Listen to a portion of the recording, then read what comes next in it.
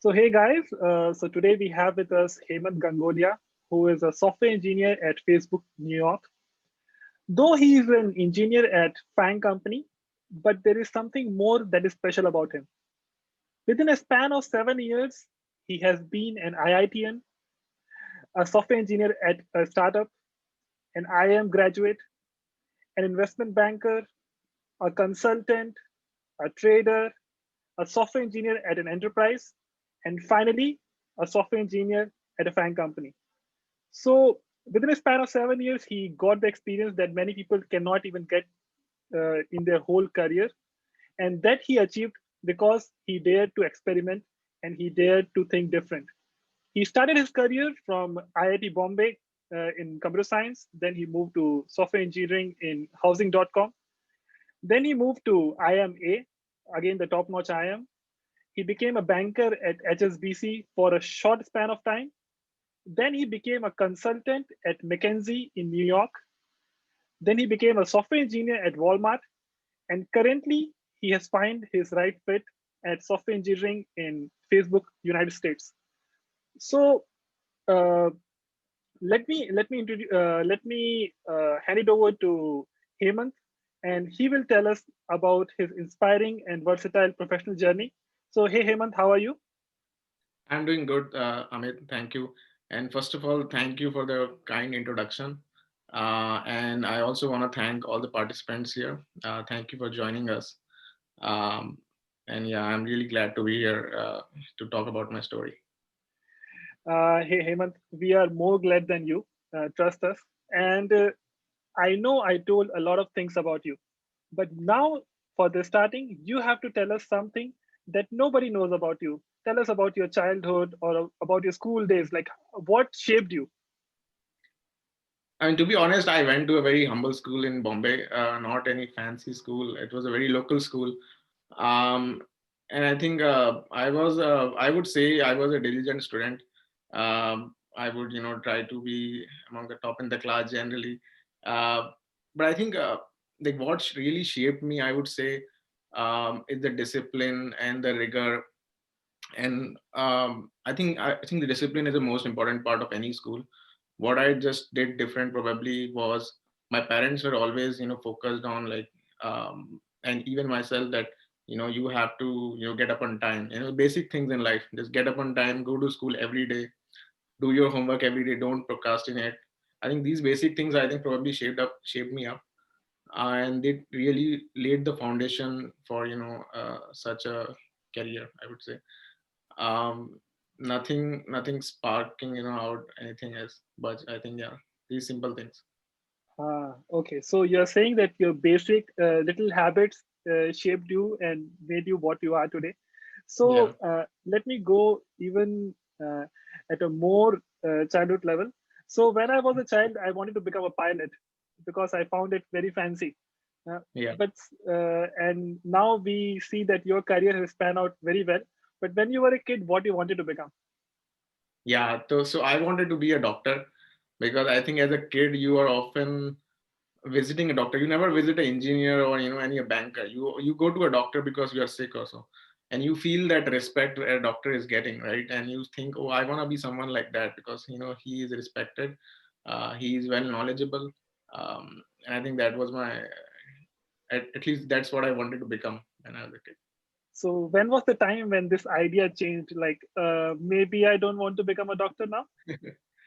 Yeah, I think it kind of shaped up when I was in the eighth or ninth standard. So what I started to realize is like I like math more than anything else, and being a doctor wouldn't make me closer to math, but probably an engineer would. Hmm. So that's why I was like probably you know uh, started moving towards becoming an engineer rather than becoming a doctor.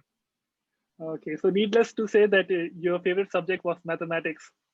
Yes. Uh, so moving on to your JEE preparation. So as you said, mathematics was your favorite subject. For me, it was chemistry. So that is why not that great results. But yeah, for you it was mathematics, and definitely with mathematics, always physics is also strong. Yeah. So tell us about your JEE preparation days.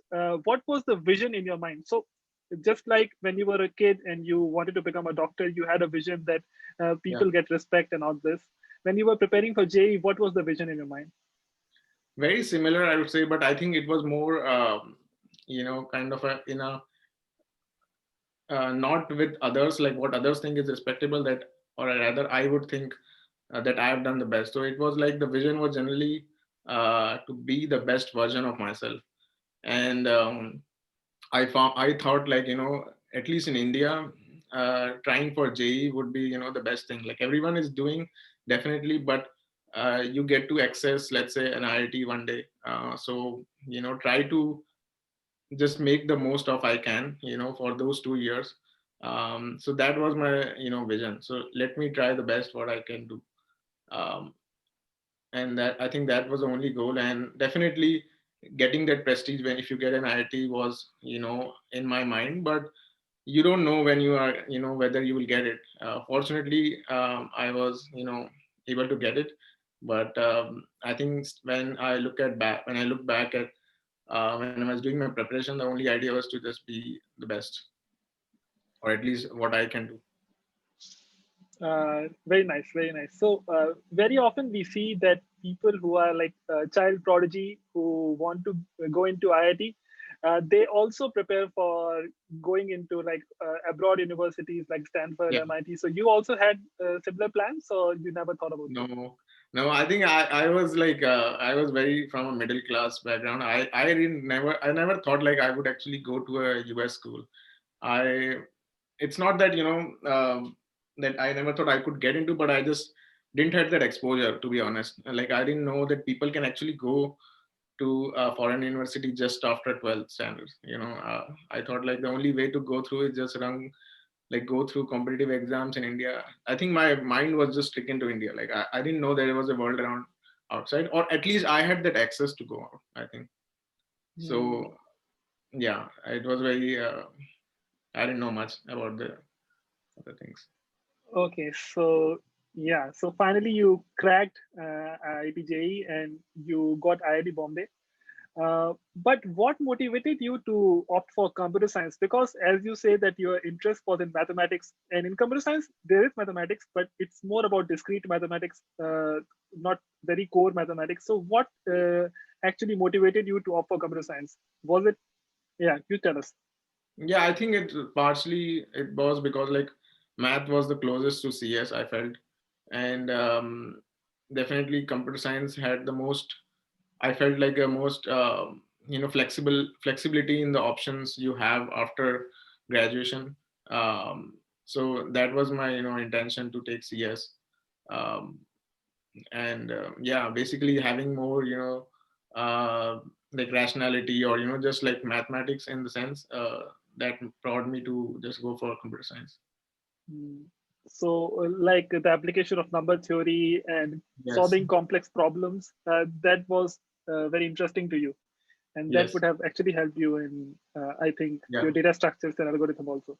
Yeah, and I'm glad that I think that was one of the choices I really stand up to today. Even I really feel like CS is very home to me, and I'm glad to take that decision. Nice. No, nobody told you that why are you taking computer science, take mechanical and things like this. No, I think the world has quite changed. If you see, maybe not back then, 10 years ago, maybe life was different, but now we definitely see a growth in CS and the growth of tech in general. Hmm. So I felt that maybe mechanical was a great thing 20 years ago, but not really now. And what is gonna be the future is probably CS, or most closest to CS. So that's why. So, yeah, that's great. So even though you opted for CS, I think it was a complicated relationship because right from the beginning you must have had something in mind that maybe I may not continue in computer science, I'll go to management. Was it like that, or you had a clarity during your IIT days that I will stick to CS? No, I think I definitely had that clarity to be in CS. But I think what really shaped up in future was like having different options. One story I would tell you is, like I remember in my first year, so it was an intern. I mean, I didn't had an internship, to be honest.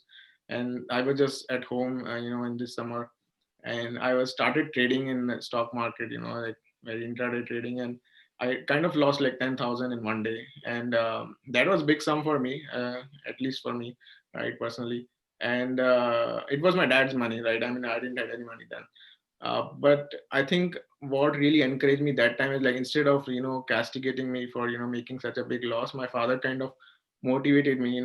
It's fine to like make a loss, but at least you are learning. Or I mean, I don't know what I learned that time, but I think over time, what it really helps you in, or it really helped me in getting that exposure, and uh, that taking that risk in different things in life, not just what you are being studied in, and just venturing out differently. So I think that really helped, and I think over time, uh, that helped me in taking those decisions to probably venture out of CS for a while, um, but at least taking that jump. That's phenomenal. So it's about taking risk. So the best place to take risk is on with your own self. That means with your own career, because that can bring extraordinary outcomes, and that's what you believe in also. Uh, Yeah. yeah, you want to add on this? No, I think that's true. I think the biggest risk of life is not taking risk at all. Yeah, that's what you strongly believe in. So, but again, coming back in your IIT days, were you also aligned towards management? Like, did you have this in mind before getting your first computer science job? Did you have it in mind that I may pursue an MBA in future? Mm, Not really, but I think I probably had a thought, because you often see people who have done IIT and then probably IIM. In India, you see that IIT, IIM, all these big names, people do value, or maybe they think the perception is high. I would say maybe it's not really matters, but so you definitely get to know, or are exposed as like, oh, you can probably do an MBA, but I was never too hard on it to that I want to do one day. Uh, so when is your first book coming up? Because that's what people do. IIT, Maybe, IIM, and then a book. Okay, yeah, jokes maybe. apart. Jokes apart. So we have a question also here. There's a guy called Prithviraj Deshmukh, and he's asking, Sir, as a computer science engineer, which is the best branch to opt for in MBA? If you MBA. can understand, like he has a plan to pursue an MBA, uh, and which branch to opt for in MBA? Okay, maybe he's asking about whether to go for finance or marketing, Yeah. something like this. So like as a CS, I don't really like. I mean, I have done personally like a general MBA from, because I am generally offers a general degree. It's not whether it's related to finance or marketing, but you can definitely choose courses in your second year, which are more aligned with what you're interested. I chose personally finance because, as I mentioned, like I was exposed very initially to finance in some sense, and I really thought that that was also very close to maths compared to anything else. So uh, but it depends totally on your interest, and I would definitely say experiment it, take courses from every subject, and try to find out what is really your calling. So most of your subjects were related to finance or what? Yeah, so in first year you get to you don't get to choose, honestly. You have subjects, like you have courses from all different backgrounds, finance, marketing, even HR, right?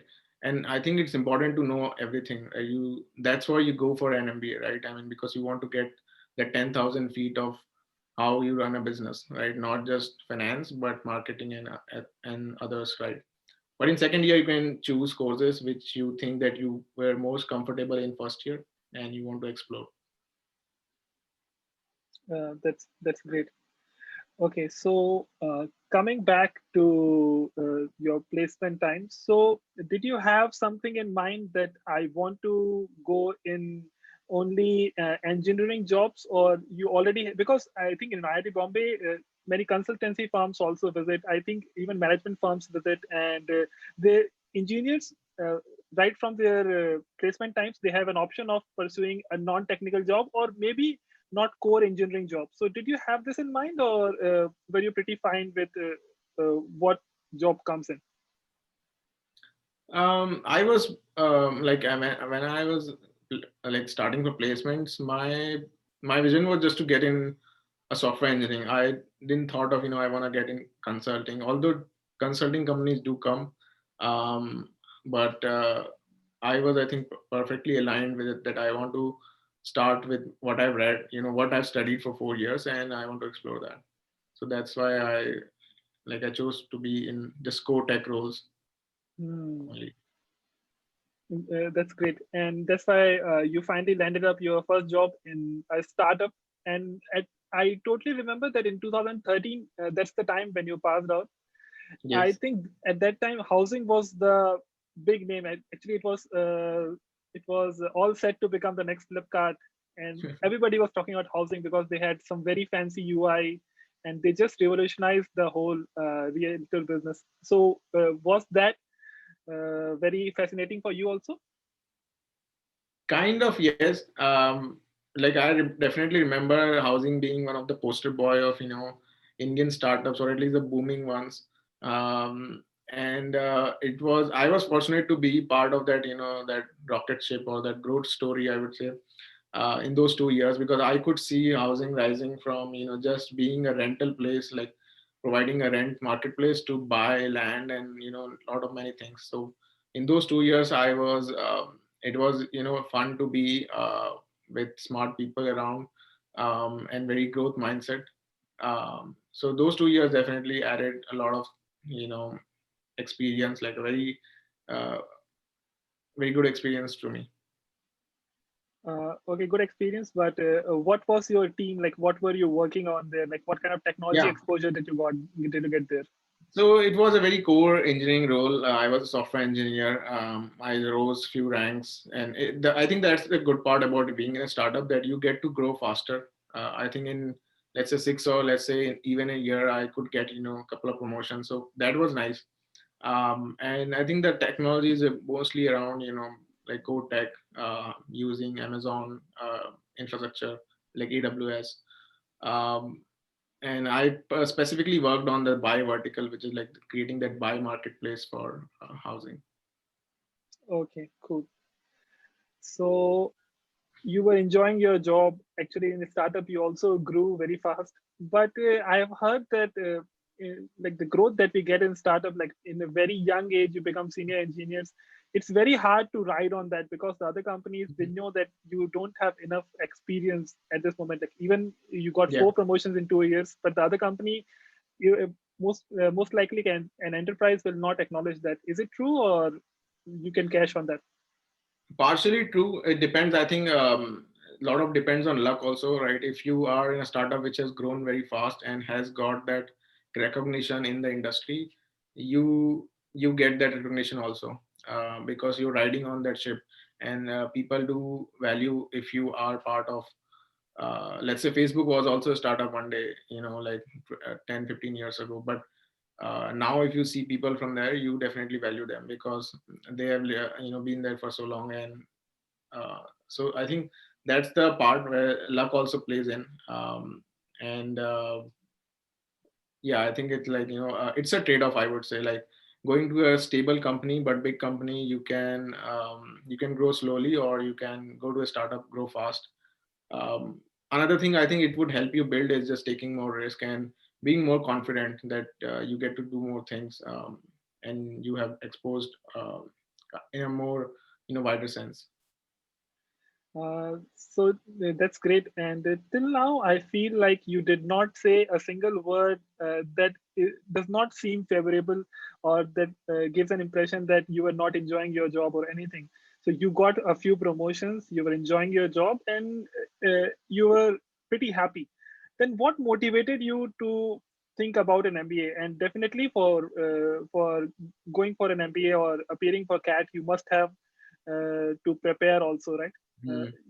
some preparation. So it right after your first year in housing, you would have started thinking about pursuing an MBA. So what motivated you then? Yeah, so I think the primary motivation was like having some background in, like, or at least some inclination to finance, or very early on. And I think just like when I was in housing, and as I said, I was in core engineering. I could see what housing is doing, but really not understand the business, the growth. And to really understand that, one probably needs to, I thought that it would be good that MBA would help me to get a breadth of knowledge about different topics, especially about business. So this could be, a foundation for, let's say one day I want to start my own startup, right? And I want to become an entrepreneur. So this would give me a good high level view of things, how things work, and would definitely add to me, right? And about, I think, preparation, um, I I think I did probably a 1 month of preparation, but it was very intense. Usually people go for, like coaching classes. I rather just stick to just home. Like I would do mock test every day. Try to discipline myself in the sense like that I'm my own teacher, and try to just grade my mock test, and like basically just iterative loop for feedback. I think that really helped. So, but although it was a shorter period of time for practice, but I think that really paid off. That's great. And anyways, you have said that being disciplined is one of your attributes, key attributes that has given you a lot of success. And it is actually a key takeaway for everybody because many people think that being disciplined is overrated. But I feel like being disciplined is underrated. So yeah, I totally understand that. So one of the person, Shivansh Raghuvanshi, in the chat box, he asked that did you also, even 1% in your mind, did you also think about pursuing a master's in computer science? Like people just because of your interest in mathematics and you also enjoy computer science. So did you also consider that by any chance? I did, but I think I was just stricken like. um I would say, like, I mean, I would probably uh, gave that exam for CAT, and I got an MBA. Like I am, and once you get that calling, let's say, from such a big institution, you are like confused in sense like, do you want to really pursue masters in CS outside, or if you're getting, a calling from one of the best institutes in India, would you want to do that? And definitely, like as I said, the motivation for me was to also not just get core into CS, but probably also think about few years down the line where if I feel like starting my own thing and being an entrepreneur, MBA might help. Uh, so I think that was my thinking at that time, and that's why although it was in my mind to be go for a CS major, but I didn't really took that jump. That's great. And so finally, you left housing and left your engineering career and moved towards your IIM journey. So how was your IIM Ahmedabad experience like? Because definitely, again, while you are appearing for CAT, you had some vision in mind that Mm. IIM will give me this. It will add on this level of expertise in my personality. Was it the same experience, or was it something really different, really unanticipated? So tell us about it. Um, it is what you generally expect, like out of an MBA, that it gives you a breadth of exposure, but not that depth, because in that short span of 2 years, you are learning very different things, but not really going core. And like CS, right? See, you do a computer science degree for 4 years. Definitely, it's more intense than doing a 2-year degree in multiple things. So I think the expectation was very much met. It really gave me that high level view of understanding things, and understanding the world in general. Like why this is important and why this is not, and not just from only a technical or a rational point of view. You also understand like why rationality can also prevail and all those things, because you read these different cases in businesses what has happened, and you try to understand that. And I think if I try to compare IIT and IIM, both are very different schools. Both are very good in their own respect. In IM, you get to meet very different kind of people who have come from different backgrounds, not just engineers, but commerce graduates, or could be even doctors or lawyers, architects. So you get that perspective of the different people around, and it really adds up to your knowledge and learnings. Yeah, Yeah. that's great, and that's why I think most of the IIMs also give weightage to the diversity that they are bringing in, and that is why you can get to meet different people from different fields also. So one question and one curiosity I always had in mind. So if you look at the trends of the top B schools in the world, they have an average work ex of requirement of like 5 years sometimes. So the minimum work ex requirement is always 2 years, but the class profile is mostly like on an average 5 years is the work experience. And when you see Indian B schools, especially like the top IMs, you see that most of the people are there are either 1 year experience or 2 year experience, or at max 3 years experience. So why is there a disparity in this sense? Um, I think I mean I would even add that a lot of people just joined just after graduation, like they didn't even had 1 year of experience. Uh, so I think the disparity lies because in India there is that sense of urgency, or that maybe that pressure to like they think like oh, let me study right now and then I don't have to study for the next years coming. So like trying to front load things, maybe a thought which prevails more in India rather than US. Because like in my US experience, people are more comfortable with what they're doing, and they do take they go for higher education, but they are not really pressured to do it in the very early stage of their life. And I think that's the disparity is probably is there. And they are more risk taking in the sense they do want to take other venture out differently, rather than okay, if I'm not doing great in my job, let me do another degree. But personally I would recommend to at least have at least 2 years of experience before you do MBA. It definitely, you if you have some industry expertise, um, you can learn better, I would say, because there are a lot of these cases, and then the learning itself um, can be something where you if you had an experience you would understand better. Hmm. I actually second that thought. Also considering MBA as a career option, so it's worth taking that advice. 5 years in my career already, and still thinking, am I good enough for an MBA? And you did it within 2 years, so that's commendable. And so moving on to our next question. So again, this is the second placement season in your life, like after IIM, after IIT, now you are in IIM, and again companies are coming to your doorsteps giving you jobs. And also during your IIM time, you showed key interest in finance, and that is why I think you also opted for an internship in HSBC, if I'm not wrong. Yes. So what was that internship experience? So it was an investment banking internship, and it was really intense. Like you have to probably work like 14 to 16 hours a day. I did around like 14, I think, um, and 6 days a week. So it's very intense. It's I think the good part was about learning about different businesses. So because like an investment banking is generally a one who has his clients who want to go for an IPO or do a merger and acquisition. So you get to know the internals of specifically related to finance of a company. And you also get some client exposure, because when you go to meet clients, you get to know how big leaders think, right? How the senior executives um, really take decisions. So those, I think, were the good parts, I would say, about my internship.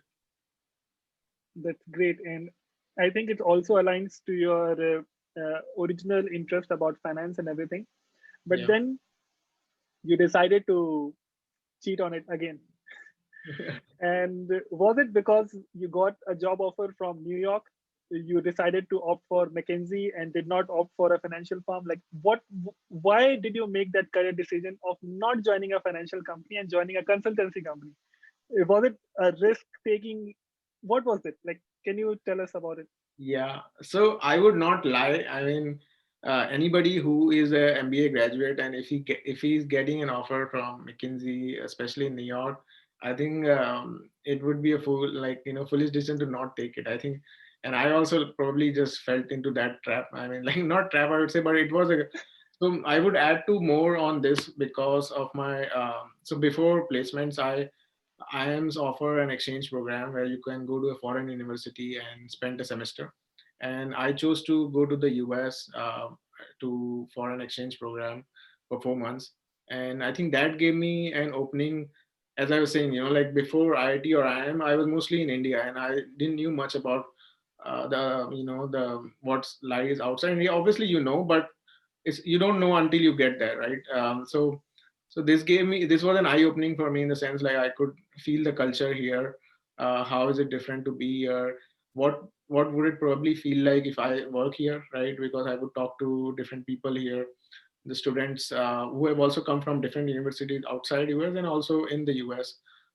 So it was a very diverse experience and very enriching for me. And I felt that if I can get a job in the US, I would probably want to work here because I want to really feel the culture here. And definitely, it's like you get more money, but apart from that, I think just getting that exposure was very cool. And I think I was in love with that, and I thought like if I get that offer, I would want to join, and definitely a great company. More on that later. More on that later. But definitely, so you got an American dream after you reached America. Is it like that? Yeah, yeah.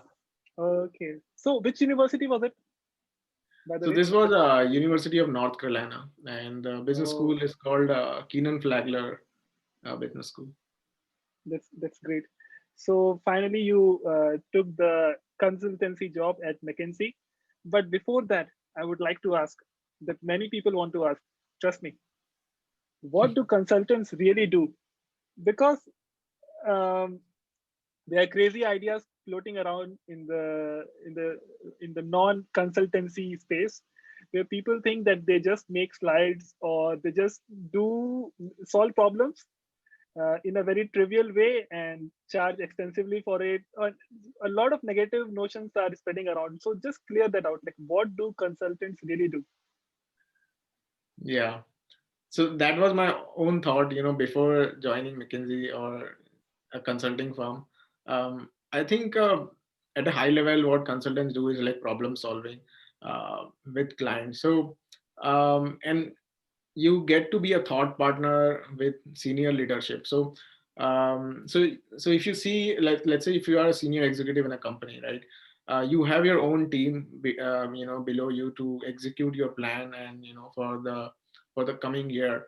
But you definitely want an external perspective, and this is where consultants really come in because you can then now rent some smart people, let's say, and then they can advise you externally, not your own team. And this helps in main two things. One is just de-risking the projects, right? Because now you have got multiple perspectives, you have diversified your decision making by bringing in external people. So that's one. And second is, I think, the outcome, right? I mean, you are definitely going in through, um, which actually adds in more for the first point only, that let's say the outcome is really, is not that good as what you expected. So, but you know that you have taken the right decision because you have asked for multiple people behind it, right? And I think that de-risking is the biggest advantage, or that value proposition for a consultant.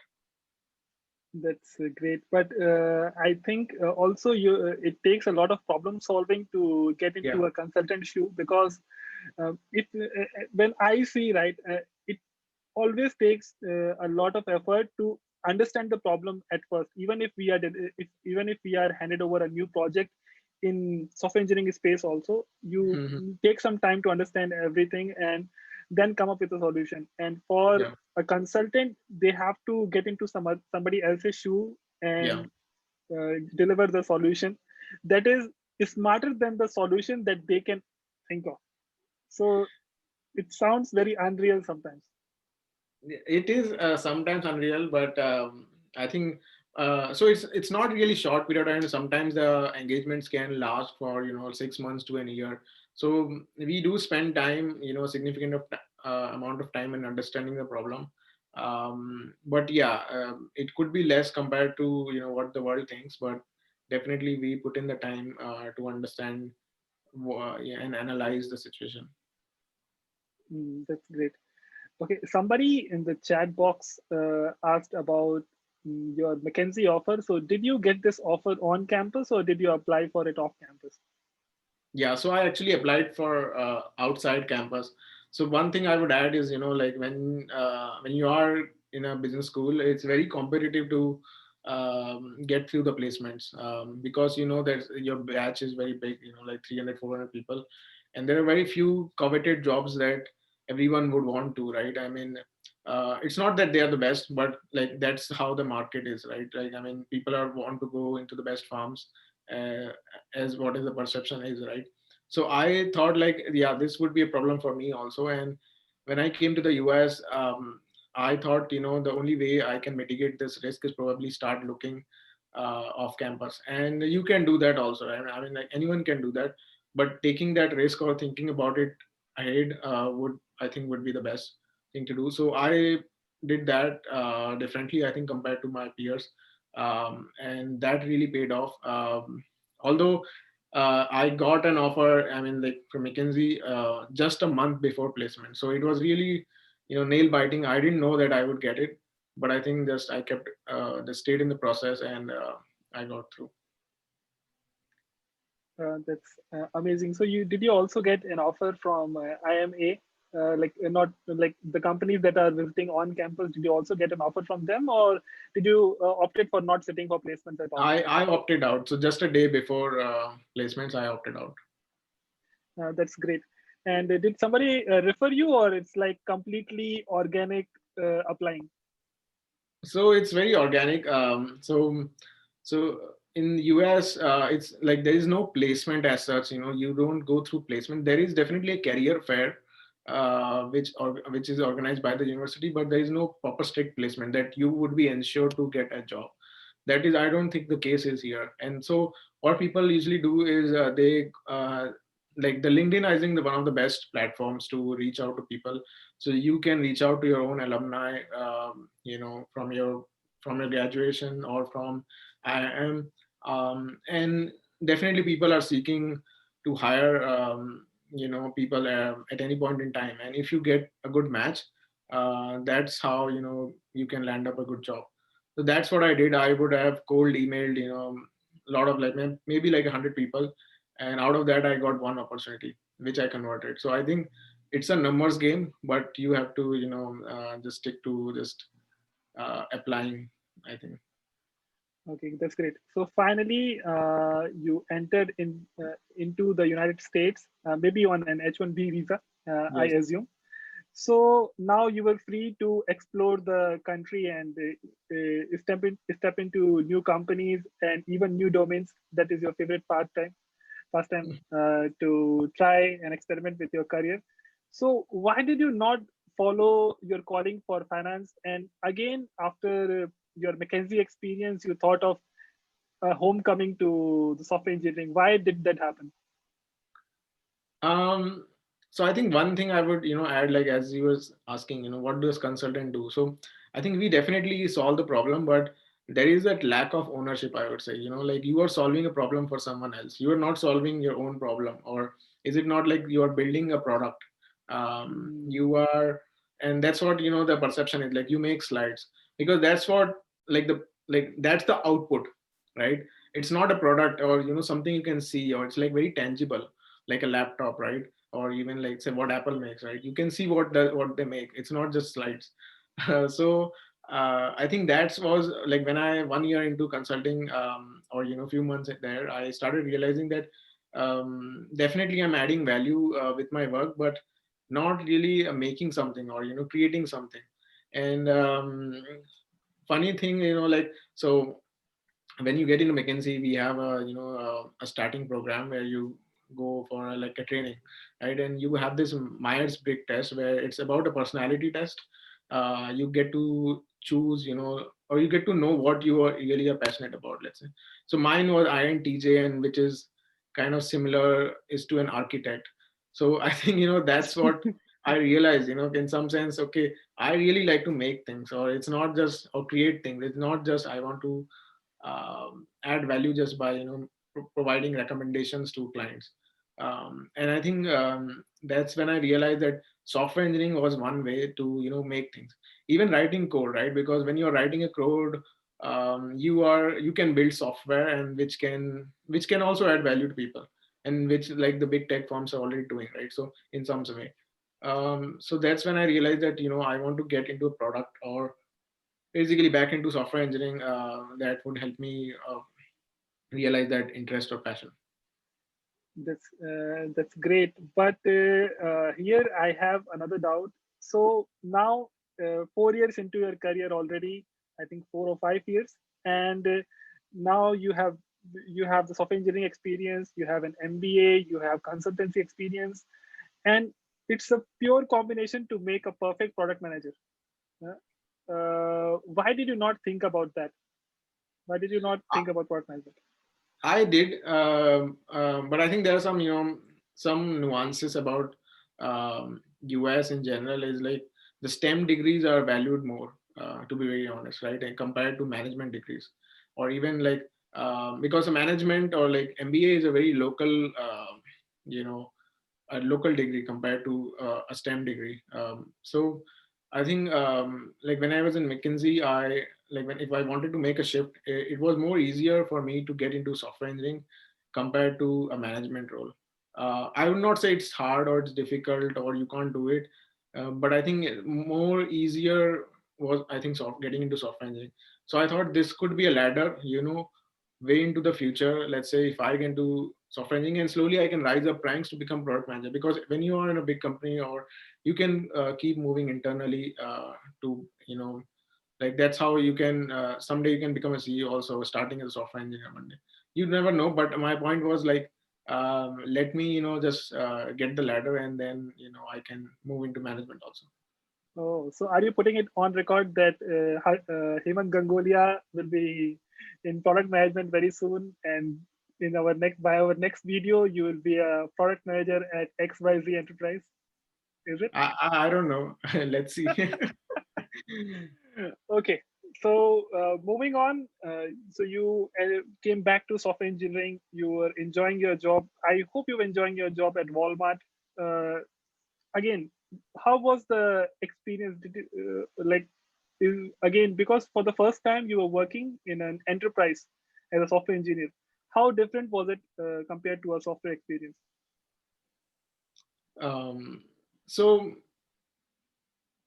can you repeat the question? I think I broke. So now you're a software engineer in Walmart, and this is the first time in your career you are working as a software engineer in an enterprise.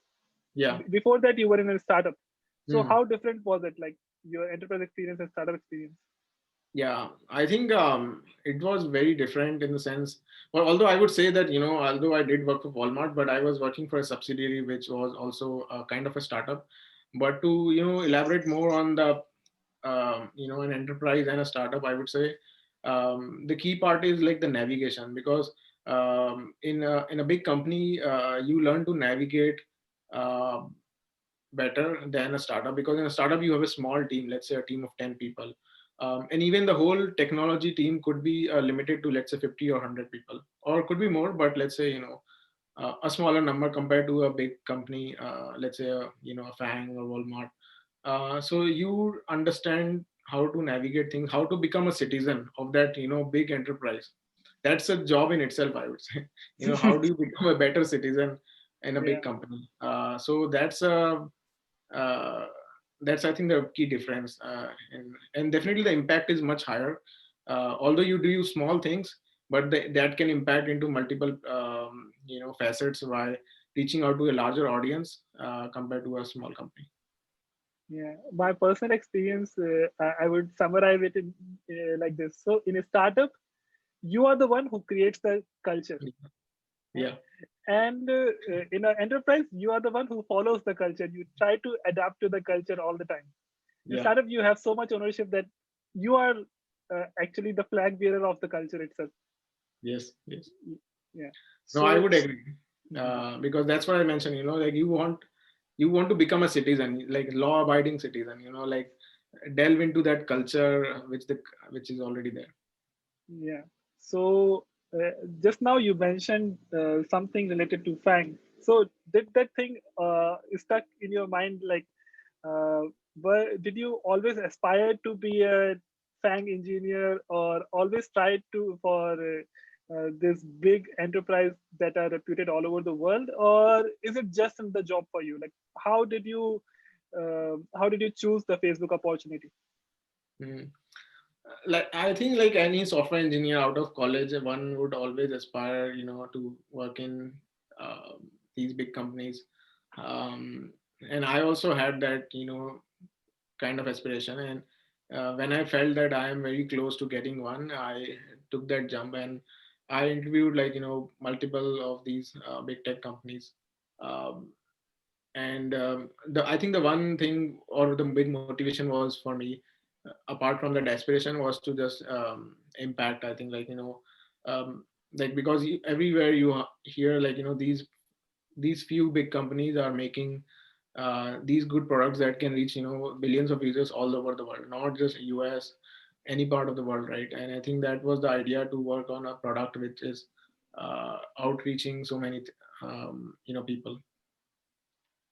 That's great. And so, Facebook engineering point of view, everybody knows that it makes great products that can impact a billions of people. But you also talked about culture that because Facebook is an enterprise. So, what kind of culture do they have at Facebook? How different is it? How did Facebook become so big? Like, is it something special about their culture? Can you just tell us about it? Yeah, so I've been here for 3 months, and I think it definitely has a positive experience for me. I think what I can't really comment about other companies, but I think what probably has made Facebook so successful uh, is just fast iteration. So I see everything is here focused on execution. Like we really believe that failing is fine. One of the, I think, values of Facebook is like being bold, which basically means being taking risk. So it is like it is fine to do mistakes. If it's fine to launch a product which is how big, but uh, keep doing it and you will get feedback. We basically run experiments, right? Like when we launch a product, we experiment to or roll out to a very few group of people, and then we start increasing the rollout as we see the product is getting more stable and getting more accepted. So I think that fast iterations and getting that feedback very soon, and improving on it, I think that has been, I think, the Facebook's main core uh, value of just being more successful. Yeah, I've heard. I've just heard about it. That move fast and break the things. Is it? Yeah. This is the core tagline of Facebook engineers. So we are coming towards the end of our chat, but I have a very important question. So till now we talked about your transitions from being an engineer to again banker, consultant, then again engineer. So tell us, who are the people who should think about this? Like, how does one realizes that they want to make a transition? Is it a different breed of experimenters, or does a normal engineer? How does how does one find their calling about changing the job or changing the role, and realize that they want to move forward in a different vertical now? Mm. So I think a lot of depends on your own personal situation. Like I think, fortunately, I've been part of these different good institutes that has definitely added to as a risk mitigation factor. Let's say whenever you take a risk, you know that you can either lose or you can win. Let's say, right? So So you don't want to lose big. I think that's the idea, right? And that's what people really are fear for, right? I mean, okay, if I change a job, what do I stand to lose, right? If it is something big, then yeah, you decide, okay, I think it's not worth the risk. So it's like understanding that trade-off, like what do you stand to lose and what do you stand to gain. So I think one has to be first of all aware of who you are and what you really like, right? And start taking some baby steps towards it. So I would say that let's say about, for example, stock market. Let's say a lot of people could be interested, but you don't want to take a jump directly into it because you think that you will make big money. But I think the idea would be to just start small, maybe trade, when you have time, and then slowly build over it. So idea is like just build a hobby, because hobby is something that you're really passionate about. You don't do it for money, right? A hobby is something you like doing it because you are inherently passionate about it. So pursue something as a hobby and build it over time, and see if really it's something that you can take a jump into. And I think that's how a lot of, let's say, entrepreneurs work for, right? I mean, they start doing things out of their office, if they think they have time, make it a hobby first, and then when you really have that guts to just jump in and just do it with with your whole uh, with your whole self. Uh, that's great. So again, Hemant, I wanted to ask one final piece of advice for the kids out there, like the young minds who are thinking about this risk medication and big things, that because everybody is not from IIT, IIM, but everybody has their own dreams. So Mhm. tell us how can one follow them, and what is your piece of advice for them? Yeah, to be honest, like it would be very early and young of me myself to give advice, but I think what has personally, worked for me is like, I would say three things. Just first, as I mentioned throughout, our talk, which is like taking risk. I think take risk. It's okay to fail, and the life is too big. Like let's say you are 20 or 30 year old, and remember, like when you were a kid, you were in school, and you were probably also you went to college, and you had so many subjects, right? You had languages, physics, chemistry, maths, commerce, arts, whatnot, right? And you experimented, right, in those 10 to 20. And what really happened in 20 to 30 is like that inherent pressure to do something or stick to something. So the I think the idea is like you don't have to. You can keep experimenting in a different, in a smaller scale, but just keep doing it, right? Because life is big. It's like, let's say you want to live till 60, like you will live till 60, and so you have so many years ahead. It's okay to take risk and fail. It's okay to slow down. I think that's the basic idea. And I think the second would be, just being consistent and committed to what you like and passionate about.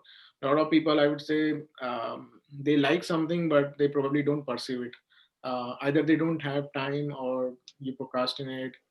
But I think just being consistent every day, or every month, every week, just try to build a rule, or just more disciplined. I think you would start seeing results. I'm sure, like um, in um, in short term, you don't see anything. You think, oh, I've been doing something for few days or a few months, but I can't really see the output.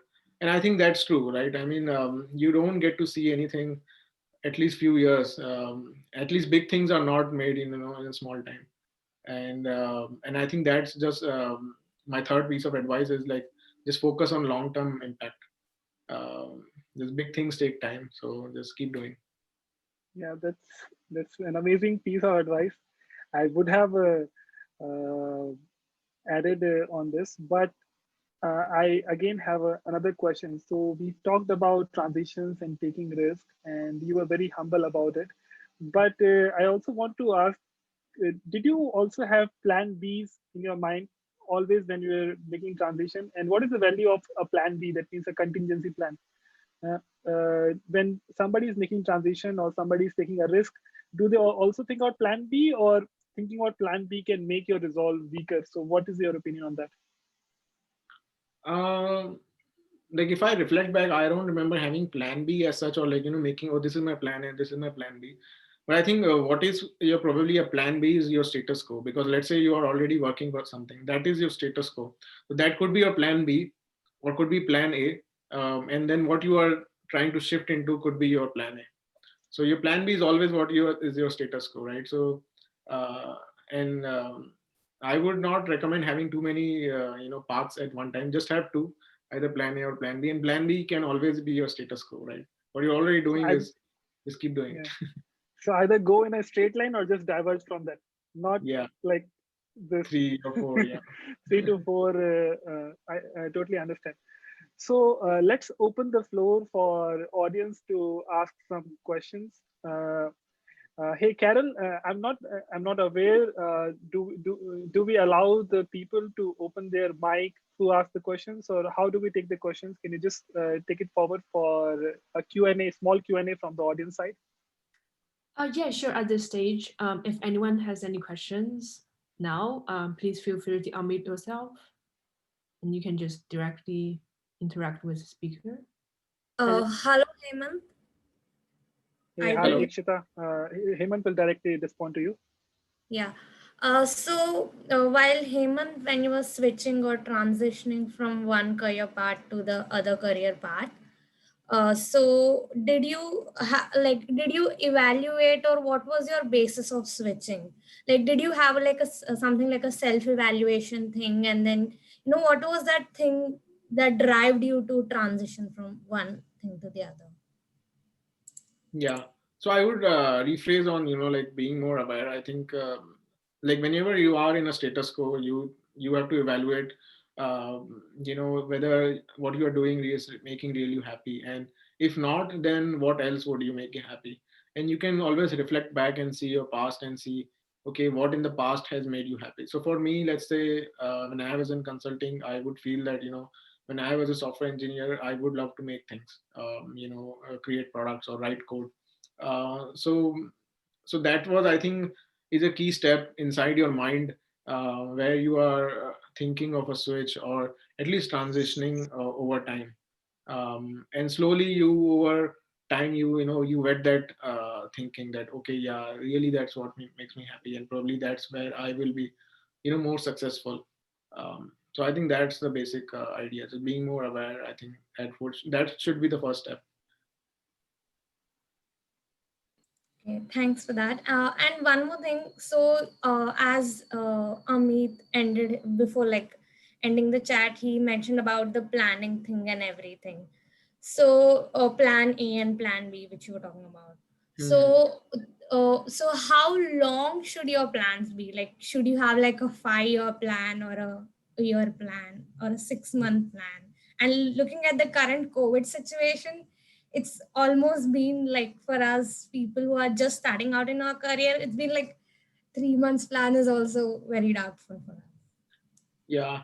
So I would say, think of long term, because COVID, if you remember, like in March, it was just it was something like which we never understood. Like, I mean, even now we don't, but definitely life was much more, short term at that time. And now we have at least tried to, we have understood how to live with it. Whether we can, I mean, whether we can get infected or not, that's a different thing. But I think focusing on long term is the big idea. And thinking about, like, 5-year plans. I never made any 5-year plans as such. But I think what I try to just ensure is like, try to be happy with what I'm doing, and if I'm not, then looking, for something which I would be, and slowly building over time. So let's say a few months plan, like 6 months to 2 years, that should be fine. But I think a 5-year plan is just to be more comfortable with what you are doing. Uh, Thank you for your insight. Could I ask a question? Sure, Vishal, go ahead.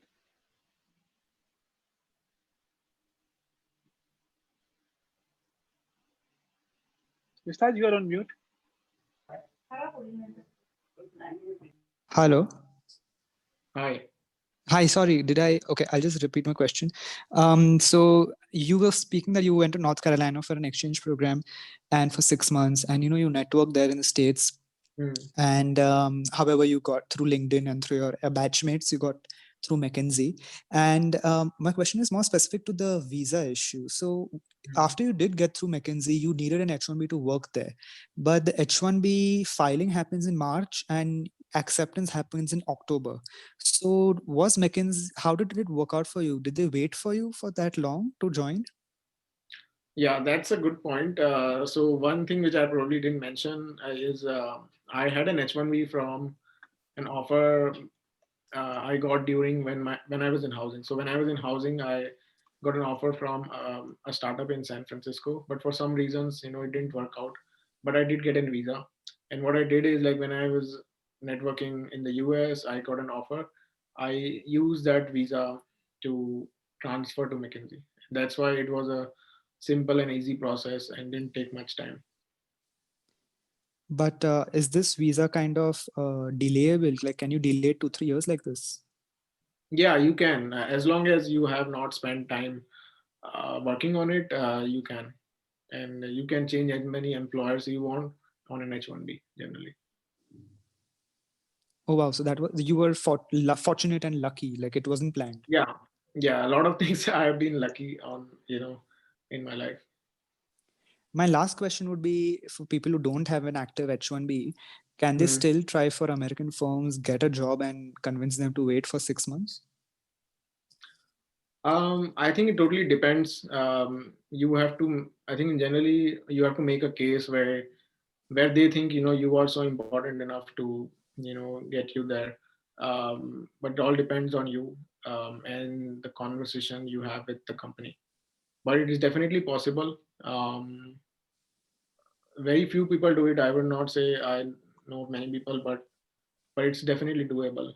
But it's worth taking a shot if you are not very much invested. I mean, like, don't invest too much yourself in it that you think you would lose out. But definitely do a try. Okay, I have a few tangential questions. Could you just send your email ID over? I could just ask it to you later on. Yeah, I think the team can share. Later. Okay. All right. Yeah. Thanks. Maybe Visaj, a better way would be connecting on LinkedIn and communicating to him directly, because Okay. email ID is maybe a bit next level. So Oh, really? Okay. Yeah. Okay. Yeah. Thanks. So guys, from the verbal questions, like the audio questions, we'll take one last question, and then I will just move towards chat questions, one or two, and before we end the conversation. So one last audio question. Who Sir, wants could I ask to? a question? Hello, sir. Hello, Safin. Yeah, could I ask a question? Yeah, go ahead, please. Yeah. Sir, did you master the data structure algorithms to get into the product-based company?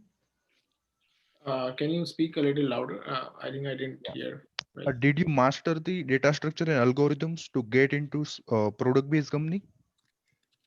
Yeah, I think that's a basic requirement, like for any software firm. Especially the interviews do revolve around coding questions that require algorithms and mastering data structures. So yes. It means it is must to master data structure algorithms, right? Or if we are intermediate, then it is okay. I think it totally depends the company you're applying for. Every company has their own level of uh, level of bar, I would say, the raise to. So if you are definitely applying to a great big company, they do get many candidates, right? So they they select among that, and I think so. If the bar is really high, then you have to be at that level, I would say. Yeah, sir. Thank you. Okay, guys. So I will take a few questions from the chat, and we will keep it a bit short and quick. So one question is coming from Raghav Sethi, and he's saying, did you ever consider going into quant developer roles, combining both your finance and programming skills? Yeah, I think I did. At one point of time, when I was thinking about software engineering, I was also thinking about quant. But I think, as I would say, it was much easier to get into software engineering compared to being a quant. So or at least, let's say, just be in the US, I think. And overall, I felt like, software engineering would probably make more sense to me. Being in big firms and trying to understand, how they work, and probably add to me later in life, of making something on my own.